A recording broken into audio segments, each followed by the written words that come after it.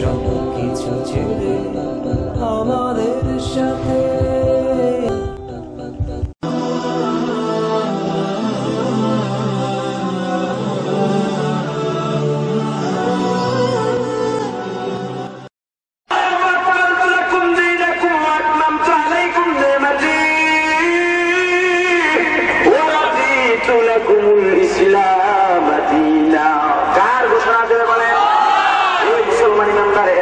দিনের মধ্যে কেউ নতুন কিছু আবিষ্কার করতে চায়, ও তার মুসলমান নামের ধোঁকাবাজ, তাকে মুসলমান বলে বলা যাবে না।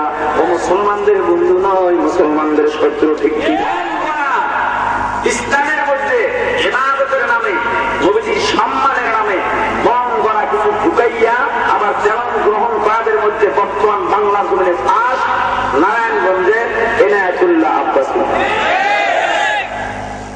মুসলমান নামদার আমি এদিকে কোন মাহফিলের জন্য বলেছিলাম স্মরণ নাই। আহমদ শফি, আল্লামা নুরুল ইসলাম উলিপুরি, পীর সাহেব চরমনাই, শাইখুল ইসলাম আল্লামা হুসাইন আহমদ মাদানী রহমাতুল্লাহ আলাইহি, হাকিমুল উম্মত মুজাদ্দিদ মিল্লাত আল্লামা আশরাফ আলী থানভী রহমাতুল্লাহ আলাইহি সহ দেওবন্দের সকল আলেমদেরকে কুত্তার বাচ্চা বলে গালি দিয়েছে। কারণ একটাই, ওলামায়ে দেওবন্দ তারা মন গড়া কোন আমলকে ইসলামের নামে মন গড়া কিছু সাপোর্ট করে না বিধান তিনি এই অপপ্রচার ছড়ায়। পটুয়াখালীর বাউফলে নাকি তার সাথে আল্লামা নুরুল ইসলাম উলিপুরি এবং আল্লামা শাহ আহমদ শফি দামাত বরকাতুহু তার সাথে বহাজের ওয়াদা করে, বৈঠক বিতর্কের ওয়াদা করে তারা নাকি সেখান থেকে ভেগে আসছেন। চ্যালেঞ্জ গ্রহণ করলাম, বাউফলে আপনারা যান, আমার বাড়ি তো পটুয়াখালী কুয়াকাটায়, বাউফলে আপনারা যান, এমন কোন খবর সেখানে আছে কিনা? আমিও এই ময়দানে চ্যালেঞ্জ গ্রহণ করলাম। এনায়েতুল্লাহ আব্বাসী সাহেব, আপনি কোন জায়গা থেকে কিভাবে আসছেন, কোন দিন মুফতি লাগাইছেন, কোন দিন ডক্টর লাগাইছেন, কোন দিন জৈনপুরি লাগাইছেন, সেই ইতিহাস না হয় নাই বললাম, শুধু আপনাকে চ্যালেঞ্জ করলাম। আপনি কোন গোডাউনের মধ্যে বসে চ্যালেঞ্জ করেছেন জানি না। আমি এই কাজে মুর্শিদের মধ্যে হাজার হাজার মানুষের মধ্যে চ্যালেঞ্জ করলাম।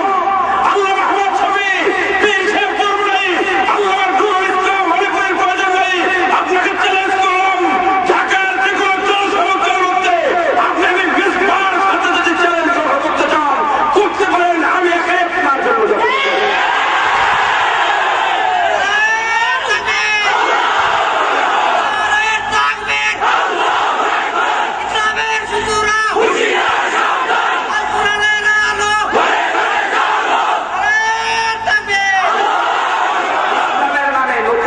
সহ্য করা বলেন নবীজি জানা দিলেন এই হাউজে কাউসারের পানি সবাই পাবে, তবে ইসলামের মধ্যে যারা নতুন কিছু আবিষ্কার করেছে তারা আরো করে বলেন তাদের চ্যালেঞ্জ। এই জিনিসটা নিয়ে না বলতেই নয়, একই কথা যদি বারবার বলতে হয় তবুও ভালো, কারণ কোন কথাটা কখন কবুল হবে আল্লাহই ভালো জানেন। ঠিক কিনা বলেন? ইয়া নবী সালামু আলাইকা এমন একটা শব্দ বলে তারা সকলে নবীর সম্মানে দাঁড়িয়ে যায়। ইয়া নবী তারা বলে আমরা দুরূদ পড়ি দাঁড়াইয়া, এতে দেওবন্দীদের অসুবিধা কি? না, দুরূদ দাঁড়ায় পড়লে দেওবন্দীদের কোনো অসুবিধা নাই, কারণ দুরূদ দাঁড়িয়েও পড়া যায়, বসেও পড়া যায়, শুয়েও পড়া যায়, দৌড়াইয়াও পড়া যায়, কোনো অসুবিধা নেই। কিন্তু যারা দাঁড়ায় দুরূদের নামে, কেউ চ্যালেঞ্জ দিলাম দাঁড়াইয়া কোনদিন দুরূদ পড়তে পারলে শোনান, সেখানে তাওয়াক্কুল করার ইয়া নবী সালামু আলাইকা পড়ে, দুরূদ পড়ে না। আর ইয়া নবী সালামু আলাইকা সারা বিশ্বের কোন মুহাদ্দিস বলতে পারবে না এটা কোন দুরূদ।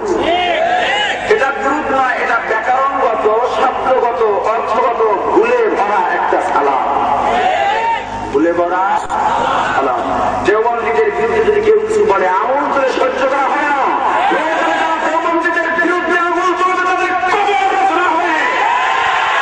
কারণ দেওবন্দীদের উসিলায় আজকে আমরা এই বাংলাদেশ নামক ভূখণ্ডকে স্বাধীন হিসাবে পেয়েছি। শাহ আব্দুল আজিজ মুহাদ্দিস দেহলভী রহমাতুল্লাহ আলাইহি সেই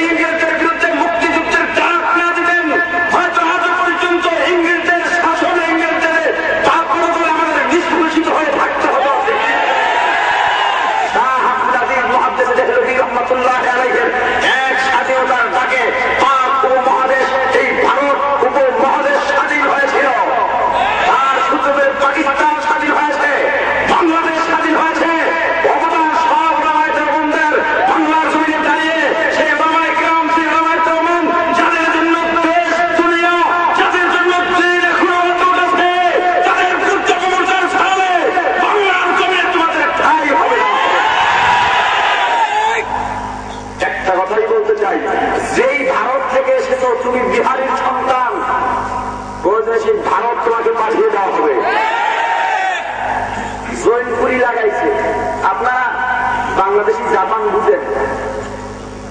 মেড ইন জিনজিরা জাপান বুঝেন? বুঝেন না। আগে ঘড়ি বিক্রি করতো, কেসিও ঘড়ি, এখনো হয়তো আছে। তো একটা সময় দেখা গেল ওই সময় আমরা ছোট, মোটামুটি কিছু বুঝি, হয়তো 12-14 বছর বয়স হতো। কেসিও ঘড়ি যেটা কালো বেল্ট প্লাস্টিকের, এটার দাম সম্ভবত 250 ছিল। আর যেটা স্টিলের বেল্ট, সেটা স্টিলের চেইন, সেটার দাম 350 ছিল। ওই সময় হঠাৎ কিছু ঘড়ি বের হয়েছিল মাত্র 40 টাকা 80 টাকা, অথচ পানিও ঢুকতো না, ঠিক না?